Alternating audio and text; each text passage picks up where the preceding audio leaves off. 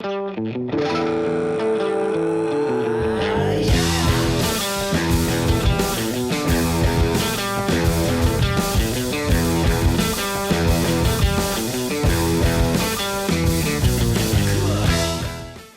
up on the Pete Souza Show on the Rogue Sports Network. Is that right?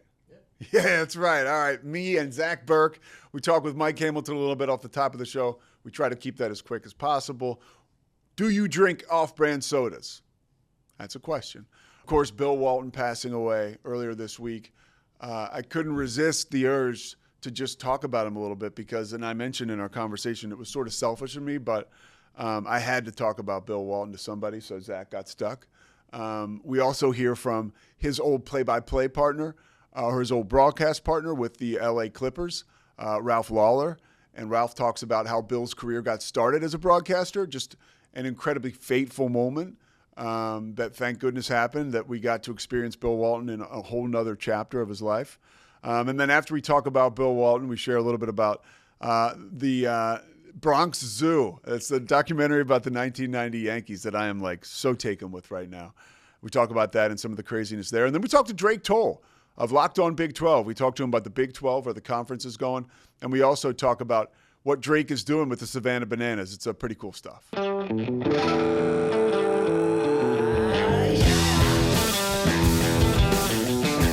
I'm in here, Pete Souza. Zach Burke is on the Wheels of Steel. And we invited Mike in real quick to start things off. Zach, I want to go back to a moment in time where you cracked open what I thought was a cheer wine. And then I asked you, is it a Big Red? And what was your response? No, it's a Dr. Thunder. Why would I have a cheer wine? What is a Dr. Thunder? Dr. Thunder is a Walmart knockoff or store brand of their Dr. Pepper equivalent. That's all we can afford here at the studio, Yeah. Pete. Do you drink Dr. Thunder, Mike? No, I don't. Zach, I think I want to get you out of the Dr. Thunder. It's not something that I pick all the time. It was because it's here. It's not like I hunt down Dr. Thunder. I buy them sodas. And I appreciate it. And water. And I just pick what I pick. This is a 30 Okay, case, so it's his fault. I picked it. I'll drink it's it. my fault. I appreciate it. Because here's my theory on this. Yeah. If you're working at a place, I'm not saying that we need to have the champagne of beers in here, right? But we should have cheer wine at least. Or no, but I mean, like, store brand sodas can only do so much for morale, Mike. Sure. So when Zach cracks open a Diet Dr. Thunder, I think one of two things, right? I think one, we're getting screwed here on the refreshments, right? Yeah. Or two, geez, Zach's drinking a Diet Dr. Thunder. Like, what's going on? Well, this is also coming from a man who has a great value water sitting on the desk right next to him. Water's different. Water's different. Water can By be the way, anywhere. by the way, if you could see my refrigerator, you'll be like, this guy is poverty-stricken. All right? So I'm completely out of my depth here. I was talking to somebody about that today. Like, if I lived on my own, I would be dead. Oh, I'd be dead by now. Well, it's embarrassing. Yeah.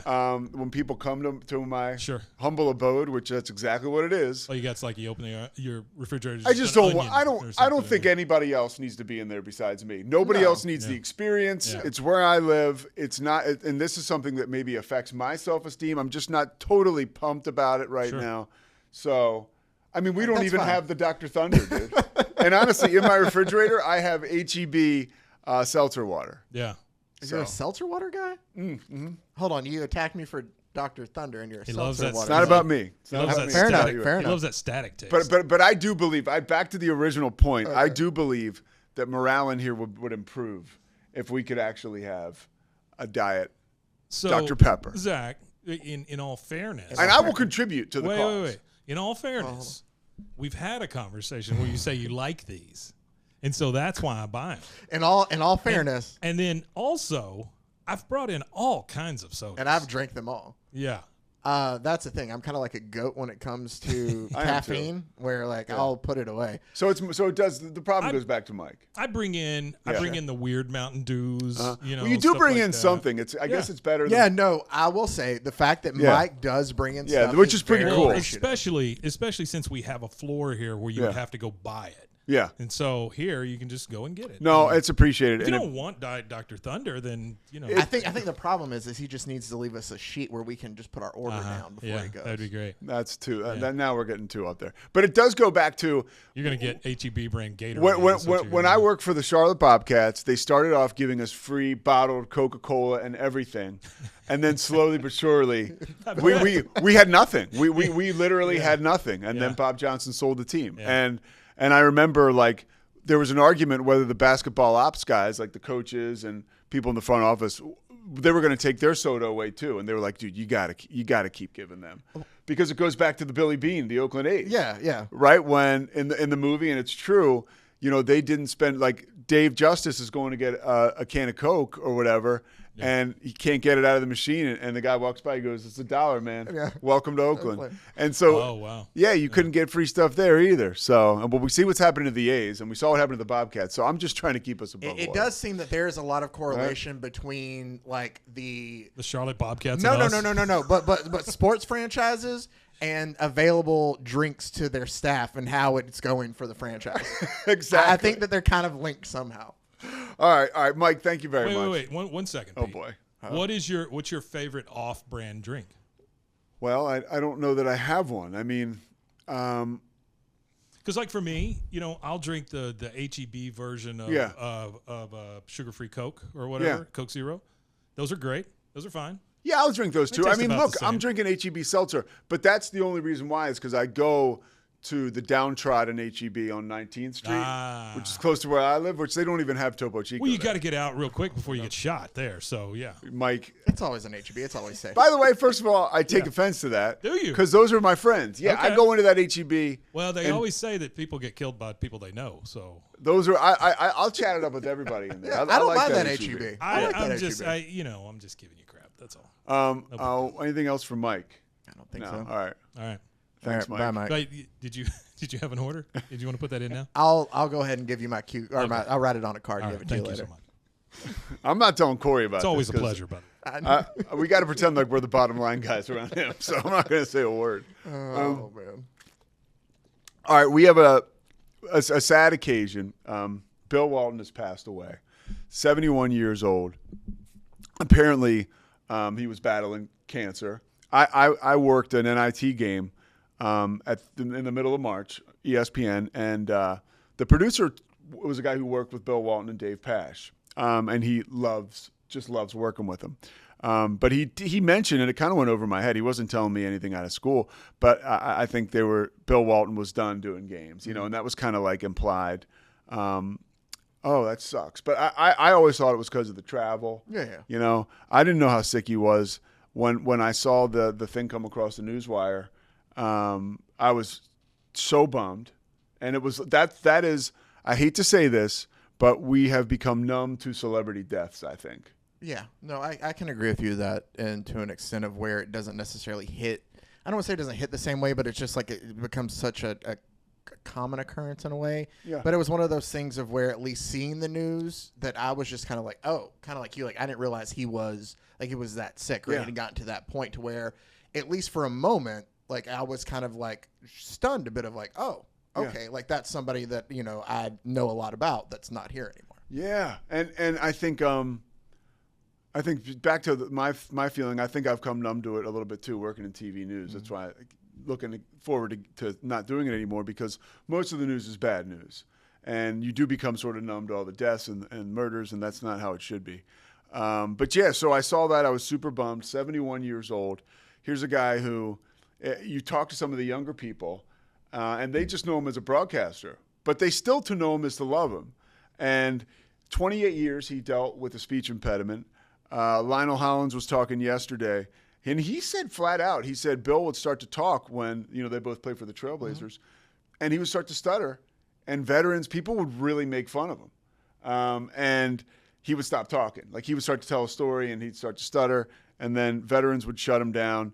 And ultimately, now he's this incredible broadcaster before he passes away. And Lionel Hollins said, I think Bill had so much pent-up conversation in him that's exactly why he's having such great success, because he certainly has a way of, I mean, he was eloquent. Oh, for sure. And so, again, he won 2 championships in college and in the pros.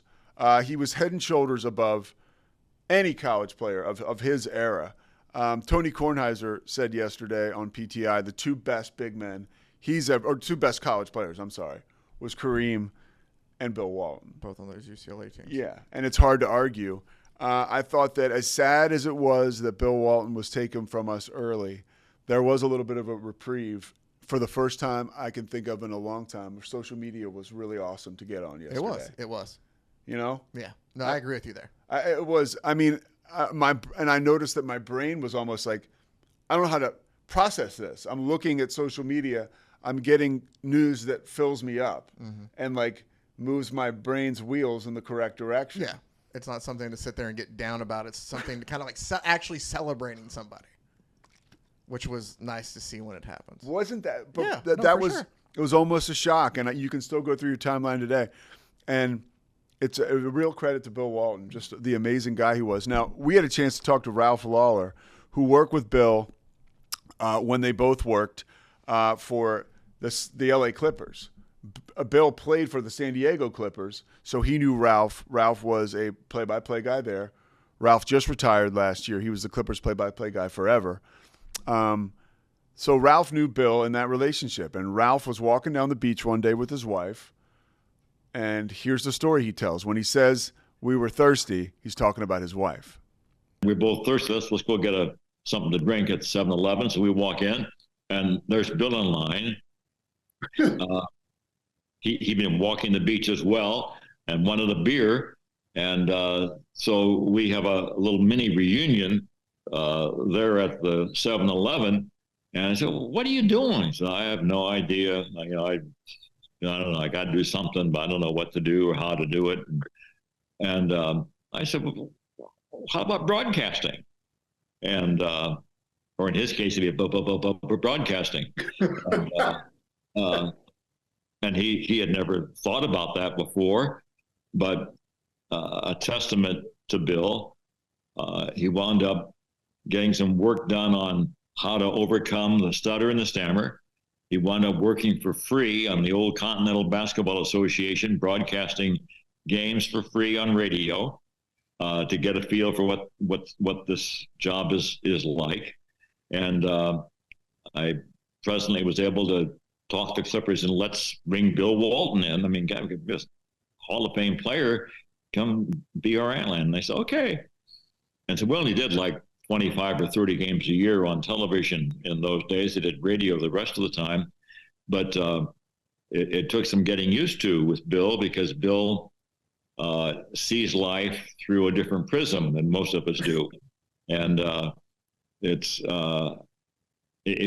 was awkward to find the fit, but it took a couple of years really. And we found something that positively worked. We had the best television ratings that the team has ever had from then, including today. 13 years that you guys worked together. 13 years, yeah. I was 5 as a player, 13 as a broadcaster, and they are the most memorable, joyful years of my broadcast career and I guess my life. We developed a very close bond, and we got to the point where you go to the arena, you get in the media room, and you have your little pre-game meeting. That Bill and I decided we're better off not talking to each other at that point, because when we did, we'd say something. Oh, that's funny. Let's use that tonight. And then you try to recreate it, and it lost its spontaneity and wasn't any good. So we just say hi, hey, and that's it. And then we'd go out and do our thing and react spontaneously to each other. You have to understand, I totally believe the game is the thing when you're broadcasting it. Nothing should detract from the game, but some of our games are just not compelling at all. I mean, you're down 20 points in the first quarter, and our job is to give the viewer a reason to keep watching. We owe that to our sponsors. We owe that to the team. Yeah. And so at that point, you can say the game is the thing, but the game is not very compelling. So you better find a reason to keep people watching. And Bill and I were able to do that. And years after we stopped working together, because when he got onto ABC, they prohibited him from working for teams anymore. So we had to give up our relationship on the air, which was very sad for both of us. But we would, years later, I'd be in Boston or in Cleveland or in Orlando. We say, "Oh, guys, just love it with you and Walton," because with NBA League Pass and satellite, people were able to watch. Oh, those were the best. And Bill had the same experience traveling around the league. He said, "Oh, when you and Ralph were together, those were it was television magic, as close as I can ever come to having created it." That is an amazing story because, Ralph, I never knew that until he mentioned that to us, that Bill Walton was sort of a wayward soul when basketball was over, doing a lot of searching. The luckiest guy in the world. Have you seen that 30 for 30? I haven't. I would recommend that anybody that wants to get to know Bill Walton a little bit more, that you watch that on ESPN. And thank goodness it came out just a year ago. Okay, so it's one of the new. Yeah, and it's unbelievable. Complete Renaissance man. But it gets into the fact that he was political, and there's so much about this guy that's not a zany color analyst for ESPN doing Pac-12 games that I think people just aren't aware of. He had an incredible impact on so many people. So to pick back what I was saying, Ralph Lawler sees him on the beach, and that story is one of just fantastic fate, that Ralph and his wife get to talking to Bill, and he's like, "Hey, you should broadcast. You should start broadcasting." And even Ralph, in that, it's funny because talking to Ralph for as long as I did, there's no animosity between him and Bill, but he even did the stuttering joke. Or for Bill, it will be broadcasting. So that's a real interesting window into that whole scenario. Thank goodness he bumped into Bill Walton on the beach that day. Thank goodness that story happened, and you can also read it in Ralph's book. One thing I can tell you, Bill Walton had a profound impact on me. I loved being a college basketball historian, looking at I remember I used to watch NCAA highlights, and I think they beat Memphis in a championship game, and he was like 22 of 24 from the floor. Something ridiculous. Or maybe he was perfect. And he dominated the game. And in the pros, he did the same thing when he was healthy. Too many injuries. And then he hits the broadcast booth after stuttering for 28 years. We talked about that. And then I started to do his impressions. I used to hang with my friends. We were basketball junkies, and I would do Bill Walton's impressions. And after I got sober and I was like, I really want to do this play-by-play thing, my journey, I was, I think, a year sober, and I was living in Springfield, Massachusetts. I had a radio show on 1450 AM in the hall. Oh, nice. It was in the Basketball Hall of Fame. Ooh. And I was calling games for the G League team, then the D League team, the Springfield Armor. They were an affiliate of the Brooklyn Nets. It was awesome. I mean, Springfield, there's better places to be in the winter. And I literally was paying my own way, not getting paid any money. I would pay to live in a Red Roof Inn. But I loved it. And actually, my second year, I got to live in a La Quinta. Ooh, nice. For free. We brokered a deal. There you go. It was. I built it into my contract. So this is such a shrewd businessman. So I'm staying at the La Quinta. I'm doing this radio show, and here's one of the segments we came up with. This is a tribute to Bill Walton. They talk about impersonation or whatever is a real tip of the cap. I just butchered that phrase, whatever it is.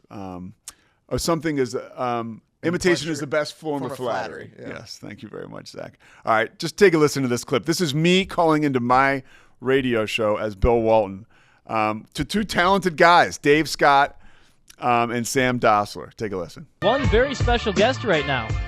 Yeah, is this Dave and Sam? Yeah, how you doing, Bill?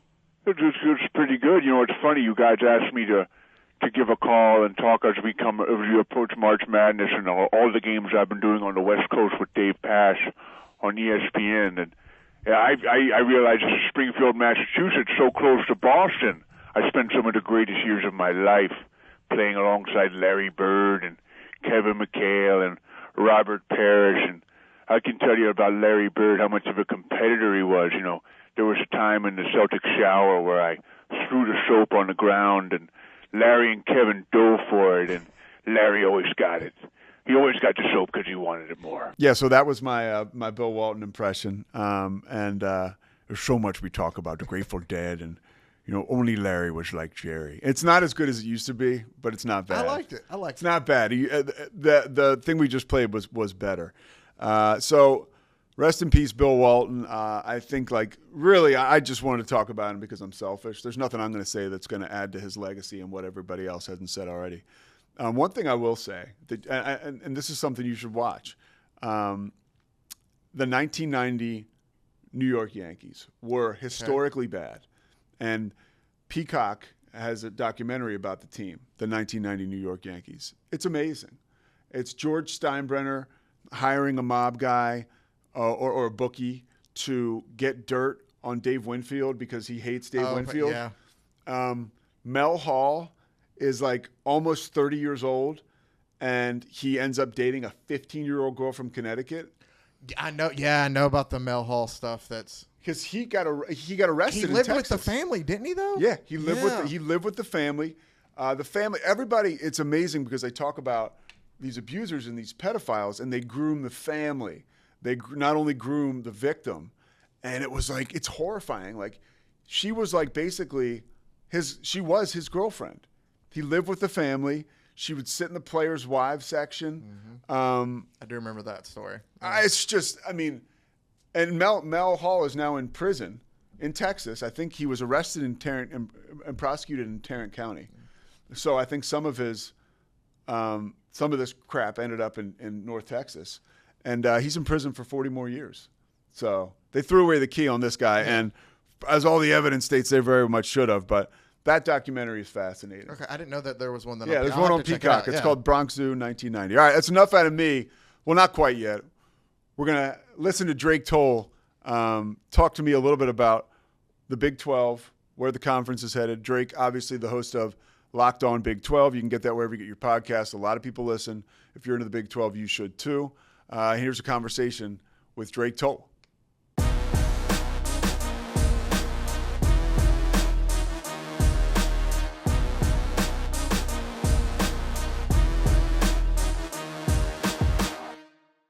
You ready to start? Let's do it. All right, have a sip of your beer right now. Why? Look at this. I plan to sip on this thing the whole time. Locked On Big 12's Drake Toll joining us right now. Are you in Savannah? I'm in Savannah, Georgia, yeah. Where you are, the play-by-play voice of the Savannah Bananas, and it sure as hell looks like you're having a lot of fun, dude. I'm having a good time, Pete. I do. So we have a couple play-by-play people. I'm not the only one in the organization, which is great. So we've got a dude who's primary bananas, and then I'm secondary if needed, and then I'm primary party animals, and he flips over when so I am constantly donning the pink and green, pink and black. That's what a fan gave us a month ago. I don't really know what it is, but it's like a chapstick holder. But yeah, everything I've got is decked out little party animal stuff here. We're chasing the Savannah Bananas every weekend, dude, and it's it's something, that's for sure. So do people? I would imagine the Bananas are a huge deal nationwide. I would imagine they're a huge deal in Savannah. Yeah. Have you carved out a little corner of celebrity there? No, I don't live here. My house is here. I sleep here, but I don't live here. So the weird thing is, anybody that's in Savannah feels, I think, not disconnected necessarily from the Bananas and the party animals, but we're on the road so much that we go 60 days without being, playing a home game, that fans here are hungry for it. They want it, but I haven't gotten to see locals. I've probably eaten out on the road more than I have here. Somebody asked me, where should I go? I don't even know yet. So that's what's been so weird. Coming from Waco, where I felt so plugged in, coming from really every stop that I've been so far. Now here, we're so much more plugged into hotel rooms than we are actually Savannah itself. Walk me through a recent travel situation. How is that going for you? I'm sure it's a lot of fun. I'm sure it's also a lot of red tape, and travel in general can be like that. 100%. The delays are something. You get on a flight and they say, hey, we've got X part is broken. When you fly as often as we do, it happens almost every weekend that at least one of our groups coming out of somewhere. This weekend we got boys still in Columbus, Ohio, because they got delayed an entire day. So I was lucky to get out at 1:30 yesterday, hit the airport got up, got out. Our flight got delayed like an hour and a half, and we were blessed for that. You know, it's a holiday. We figured something along those lines would happen, and it sure did. And the nightmares, California, we were out there for 27 days and had a couple of delayed flights trying to get back home. We were all just ready to be back. Some nights, sometimes they're long nights. After a game, you want to go out and have beers with the guys, go hang out with the team, go to a country dancing bar, do something, and then your flight. Because what happens a lot of times in our world, we travel so often and have so many groups that somebody inevitably will be the 5 a.m. flight. So when you are the 5 a.m., your bus leaves the hotel at 3, so everybody kind of looks around at each other. It's the understanding of, well, why would we go to sleep? The show ends at 11:30, and we only get 3.5 hours. We go to sleep, we'll outsleep the flight. Let's just go have a couple beers and hang out with the guys. So usually that's what travel looks like. It looks like a couple beers with the boys, and you hop on your airplane. All right, I'm going to ask you more about the Bananas in a little bit. I want to start with you. I want you to put on your Big 12 hat. There's so much going on in the overall landscape of college sports and within the Big 12. Yesterday, he does have I love it. He does have a Big 12 hat. That's my guy. So basically what happens is I see Utah flirting with the ACC, or I see the rumors. And right away, it's almost like a kick in the nuts to me as somebody who loves the Big 12 and has literally, benefited from being in Texas through the Big 12. I love the Big 12. Is that at all a legitimate rumor? And where that's first, and then where does a rumor like that start?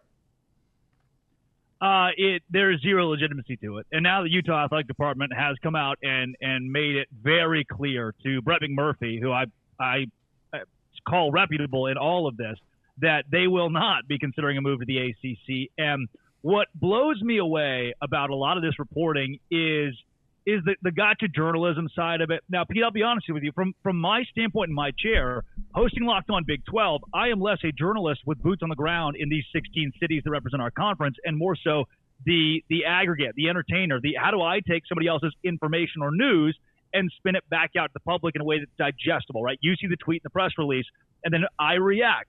So what happens a lot of times is I'll go in and see this from what you think, some of these people you think are reputable sources, or they were formerly good journalists who have gotten inside of this shock jock, poppy, informational expansion. Expansion leads to clicks, and they put something out that they assume has backing from their buddy who has a buddy who's kind of friends with the athletic director's son. That's where a lot of this has started in realignment. So what you'll see for the entirety of the week is Utah to the ACC. That will be the title. Is Utah leaving the Big 12 at the ACC? But their athletic department's made it clear that's no. And they would be silly to – here's how SMU feels right now, Pete. SMU feels as though they abandoned the AAC. They abandoned the opportunity to go to the Big 12. They were fighting for that for a while, to go to the ACC. And the second they get there, the top two teams in that conference leave. North Carolina's made it clear they likely want to depart too. I don't believe that conference can stay alive without those three entities, Clemson, Florida State, North Carolina. And when it dies, what does SMU do? They're paying their way in the conference for 9 years and just abandon everybody else. They kicked out all their friends. So I don't think Utah wants to be that team, knowing the writings on the wall for that conference. They're not going anywhere. All right, so where do you rank the Big 12 in the overall pecking order of Power 5 conferences right now as we head into football season? You know, as far as conferences, if you, Drake Toll, were a school, what would you want to be aligned with? It takes a visionary to answer that question from an athletic director standpoint. Anybody who sees what's going on in the ACC and their top two teams have left, it's the same reason you wouldn't want to join the Big 12 in 2021. When Texas and Oklahoma were out the door, nobody's saying, oh, yeah, let me grab a hold of that from the Power 5. Luckily, Bob Bowlesby was able to segue in BYU, Cincinnati, and Houston and get UCF in the door with those three. And now the ACC's got to make that move themselves with Clemson and Florida State in essence leaving. So with that knowledge, if I'm an athletic director, a program, I do not want to be in the ACC that may not be alive in 2 years, who may not have an ESPN contract in 2027. We do not know yet. I'd rather be in the Big 12 than them. And I'd certainly rather be the SEC or the Big 10 than the Big 12. That's where everybody wants to go. If I am Kirby Hocutt at Texas Tech tomorrow, the SEC calls and says we want you, I'm picking up the phone and I'm headed out the door. I know there's allegiance and loyalty to what the Big 12 is, but when the dollar signs flash, those two conferences, people keep saying Power 2 is a misnomer. It's not. There are two leagues that are so much further ahead of everybody else that the gap is only growing, and it's not close as it is. That I want to be SEC, I want to be Big 10, And if I have a third option, the Big 12's right there. And I don't think it's a terrible spot for Brett Yormark to be, but those two conferences are leading the way. When you talk about cash flow and you talk about the NCAA's recent announcement to let Power Fives pay players, what Big 12 school do you think benefits from that the most?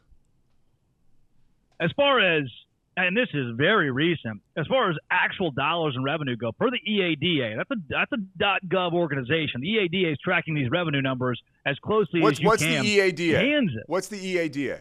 It is the government where schools report to the government their athletic revenue earnings. Okay. So, in essence, that's the way to dumb it down.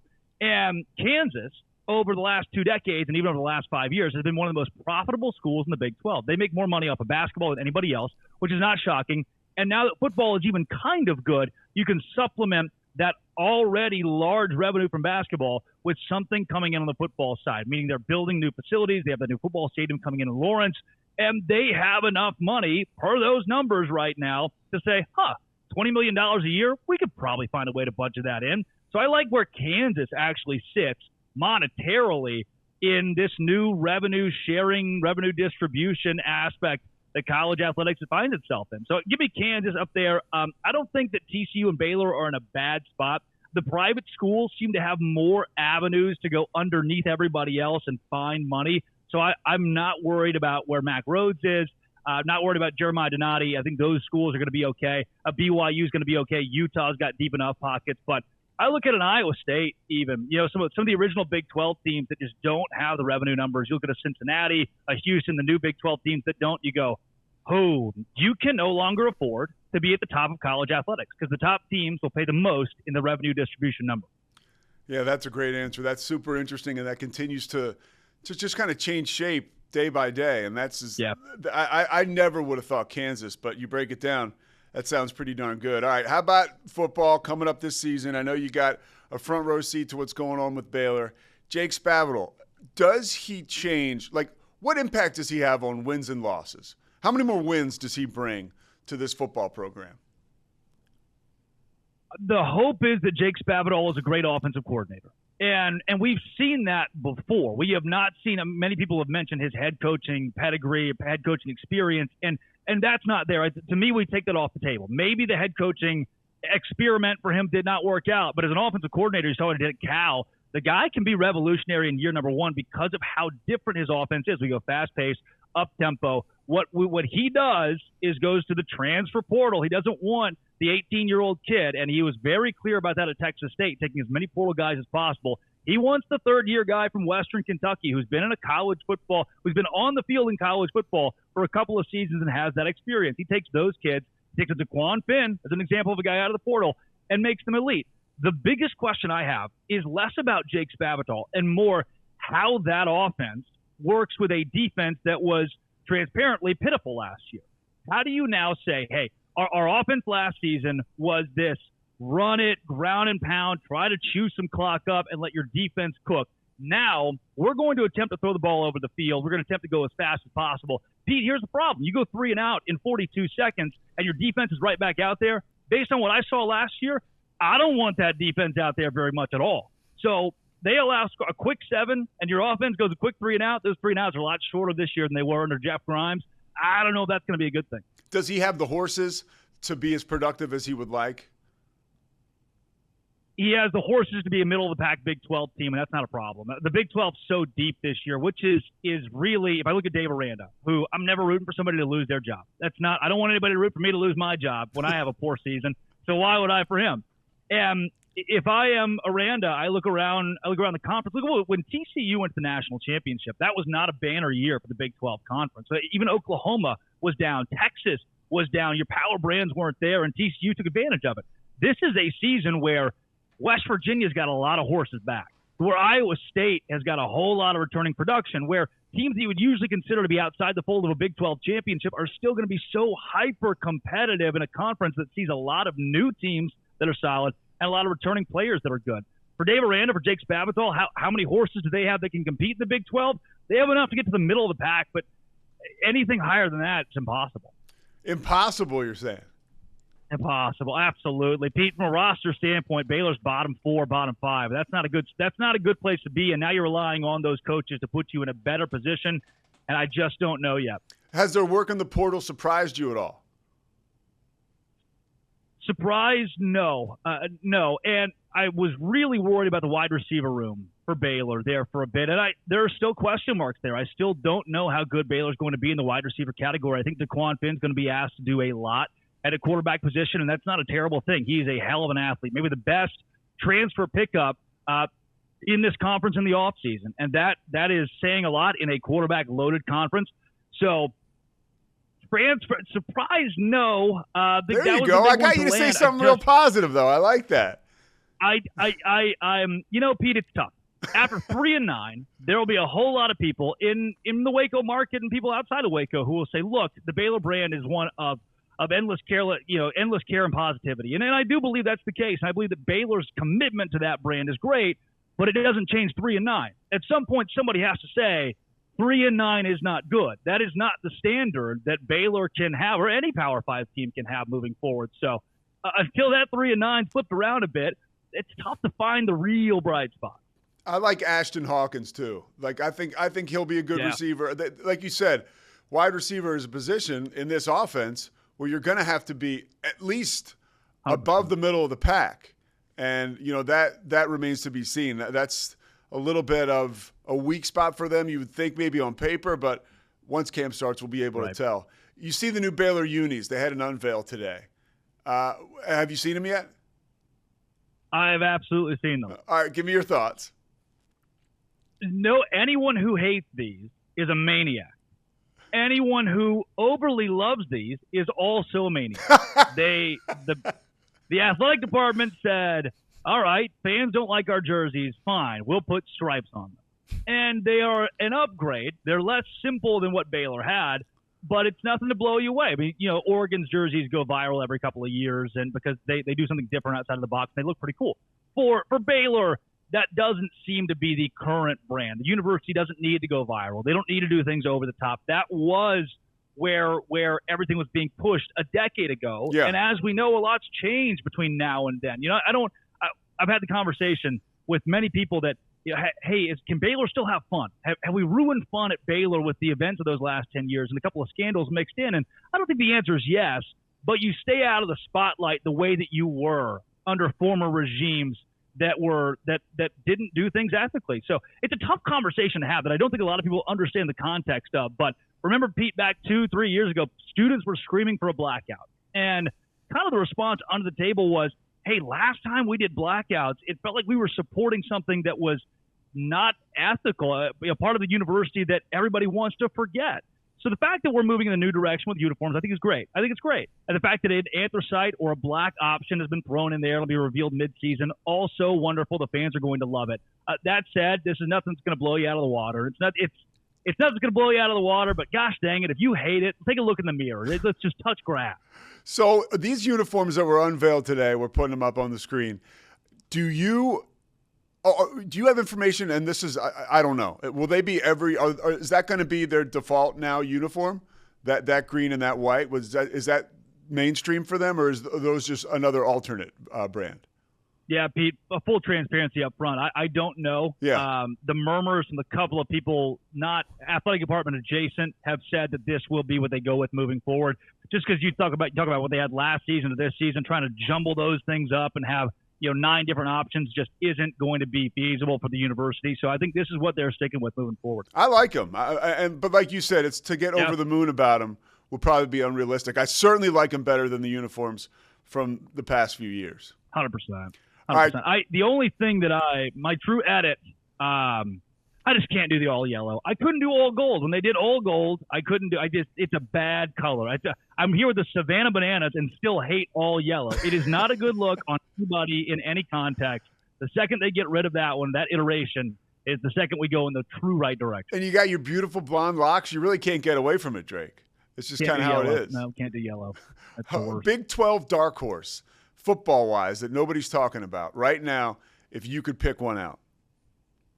I love that Texas Tech got all the hype last offseason. They were my pick to go to the Big 12 championship and actually lose to Kansas State. I thought K-State would get 2 in a row there. And this year, they're just not getting the hype. Nobody's talking about Texas Tech.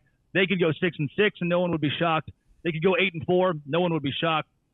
5-7. I think that is the true ledger for a dark horse for me. Last year it was West Virginia, who was supposed to go 2-10. The year before, TCU, who was supposed to go 2-10. Both those schools had pretty good runs. I think this year you're finding your dark horse in that middle of the road category.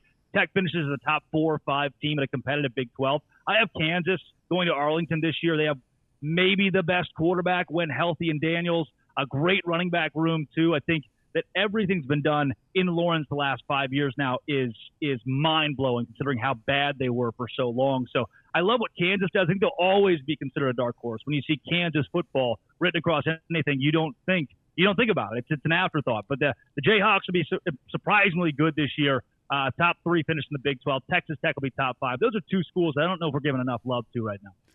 What about Brett Yormark? I mean, there's not enough love to go around for him. You talked about Bob Bowlesby, and he did a nice job going out, right, with the addition of those schools you mentioned. But we talk now about where this conference is, where it was on life support just a few years ago. I mean, talk a little bit about the impact you feel like he has had on this conference. Yeah, I read a quote, Pete, probably 6 months ago. It said, Brett Yormark is a college football fan first before he's a businessman. I think it's the stupidest quote ever. Brett Yormark is a businessman first.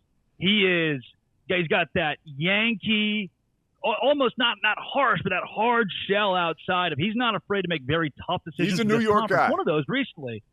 100%, and he wears it.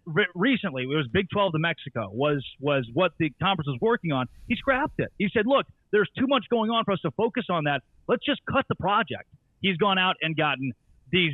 He'll go out and get a huge halftime show for the Big 12 football championship and then display those at Times Square in New York. And when you're the Big 12, you're behind the race in revenue, in TV revenue from the SEC and the Big 10. Where can we make that up? PR. And Brett Yormark is focused as a businessman on PR, making decisions that benefit the conference first. There's a reason that Oregon State is not a Big 12 team. That's because the conference is not a lifeboat. It is a conference. So what Yormark is doing is making business decisions that are best for the Big 12. And that's different from what you get in a Bob Bowlesby, who had more of that kind of nice guy flair to it. I had a buddy of mine recently who was like, yeah, I used to work at the subway down the street from the Big 12 office. Bob Bowlesby was the nicest guy in the world. I don't think the subway worker is saying that about Brett Yormark. That's a good thing where the conference is right now. Yeah, no, I think it's a great thing. I'm super pumped about where the Big 12 is headed and their ability to pivot when he came on board and really insert themselves now into the thick of this situation. I wasn't feeling great about schools like Baylor, 4 years ago. All right, first season with the Bananas. What's been your favorite part so far? The fur coat? Gosh, the fur coats are something. For the first time, went shirtless with a fur coat this weekend because it was so hot up in Columbus. The travel's been great, getting to see different parts of the country. We'll hot air balloon over Albuquerque into the Grand Canyon, and then you leave the Grand Canyon, you're headed out to the West Coast, and then you're back on Tybee Island here in Savannah. That part's been awesome, but truly, it's the people, the fans, that make it so easy to forget about the outside world. You get to an event, and the line of people for pictures and autographs that just are so excited to be there. There's the buzz, the crowd, and then you walk through the concourse, meet the fans, come back down on the field, look over, and Will Clark is there, or Livy Dunn is there, or John Cena is there, and you think, this is my life now. And I was in the locker room, trip number 1, we were in Tampa Bay, and Nick Swisher walks through the coach's office, and I'm walking through my fur coat, and Swish looks over and goes, oh, wow. Do I got to give you a hug? I thought, oh, my gosh. Nick Swisher comes over, and he just wraps me up in this big bear hug and introduced me to his 2 daughters. And guys like that are sitting with Jake Peavy and Roger Clemens and hearing old war stories. Peavy remarked to the Astros clubhouse guy, he's like, hey, man, how's Baggy doing? And the clubhouse guy's like, oh, well, he got remarried. And they have this whole conversation, and it takes me a bit to go, that's Jeff Bagwell. Yeah. They're just talking enough about Jeff Bagwell right now. So that, and even the intricacies of meeting a Roy Oswalt and going, that's an odd duck in a really cool way. Those opportunities. Will Clark, mentioned Will Clark. He had his son with him, Trey, who's 27, has autism, loves to go out with him every weekend and go to these shows, whether it's Bananas or MLB games. And when we had Will with us, we asked him, like, hey, Will, we would love to recognize you in front of the crowd. We were in Baton Rouge that weekend at LSU, and he goes, I won't do it. I won't do it unless I had 6 Miller Lights and a bottle of ibuprofen. so we loaded up his locker with 6 Miller Lights, a bottle of ibuprofen. So I still won't do it. I'm like, Will, why won't you do it? And he said, I won the Golden Spikes at Mississippi State. We beat the hell out of LSU when I was there. If you announce me to this crowd, they'll boo me. I know they will. And so they wouldn't let us announce them at Baton Rouge because he thought the crowd was going to give him a big boo. It's that stuff, Pete, that makes it great. What's been your favorite celebrity interaction all season long? Man, the Libby Dunn one's up there because you're just like I knew in the moment, like all my friends are gonna. She had just come off of the Sports Illustrated swimsuit deal. Yeah, like all my buddies are gonna find this one, and so never looked her in the eyes. Everything stayed real clear there. She's got the hot shot Paul Skeen's boyfriend, which I think is awesome. And she could have been nice. She introduced herself, said, "Hi, I'm Olivia Dunn." Oh, I thought, really? All right, I'm calling her Olivia for the entirety of the interview. I'm calling her Olivia because that's what she introduced herself as. And it was that one that I was like, all right, here's where we test the fortitude. Here's how famous of a celebrity can you interview without ever, no crack, no break. And I think we aced it. How nervous were you? 10. 11 if I can break the scale. Again, I didn't look her in the eyes. It was like it was a quick. I didn't want a big time I didn't want to be a butt, but I was like quick handshake, like, hey, we're gonna do this interview. Here's what's gonna happen, and then boom, cameras on. We rocked and rolled. As soon as it was over, hey, thank you very much for your time. We departed ways, and my heart was like, we're good, everybody. What about we did it? We win. She just went up a couple notches in my book. Anybody that's that famous and that successful that has that kind of humility. Were you surprised by that? I mean, the fact that she would say her name when she introduced herself to you. I would imagine maybe that's some of the athletic upbringing, being a member of a gymnastics team for most of her life. Maybe that's where that comes from.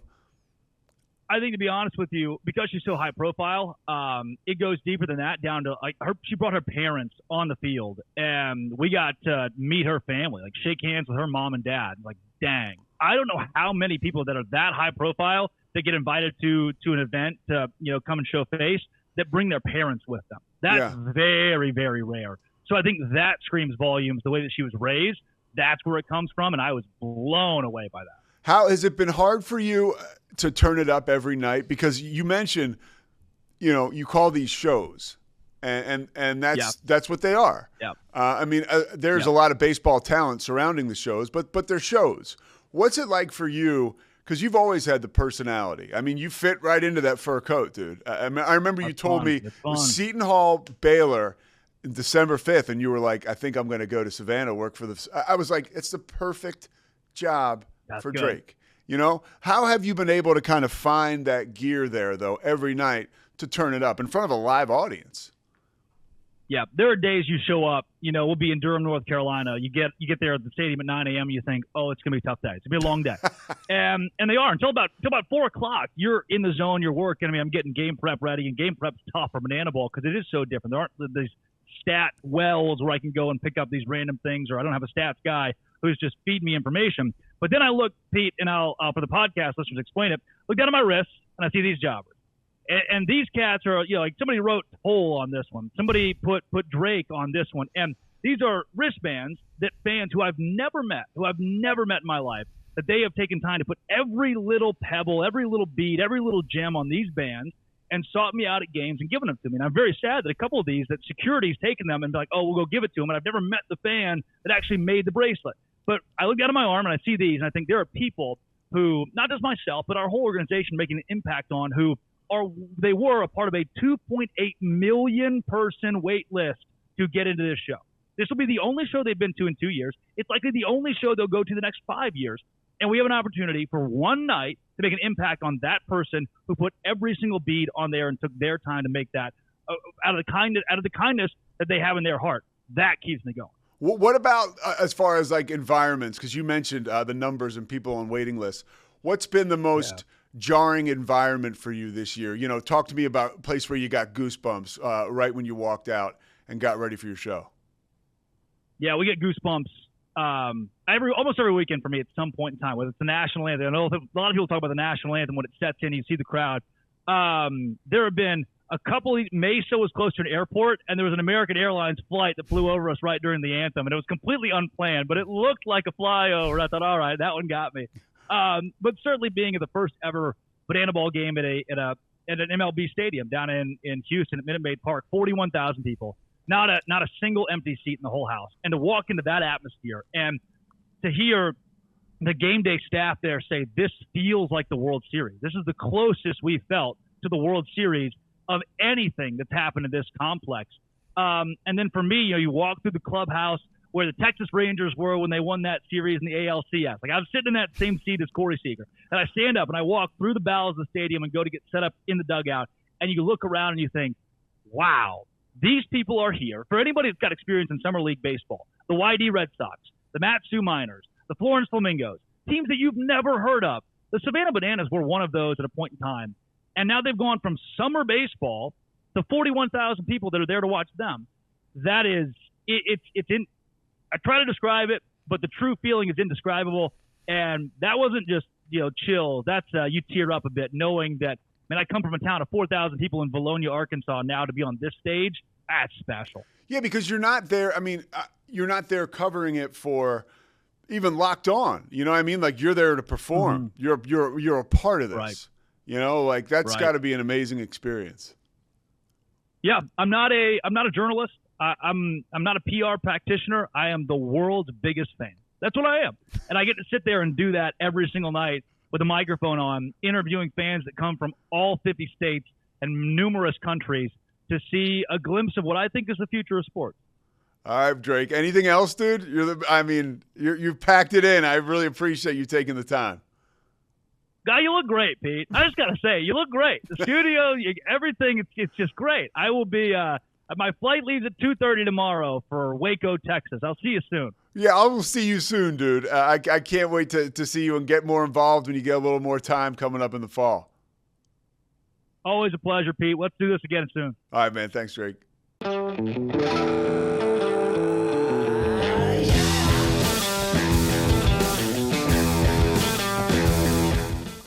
All right, that's it for the Pete Souza Show. For Zach Burke, no thanks to Mike Hamilton. I guess it's so long for now from the studios here in downtown Waco, Texas, where we can see the silos. You got to come to Waco. People watch this from all over the country. I'm telling you, Waco is pretty cool.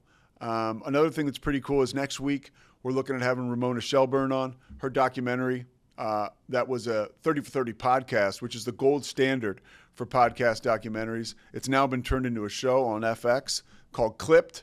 Lawrence Fishburne is Doc Rivers. We might have to go over some casting what ifs and some things that we maybe would have casted a little differently. We'll have to wait till the show comes out, though.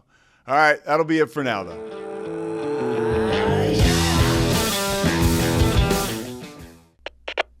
We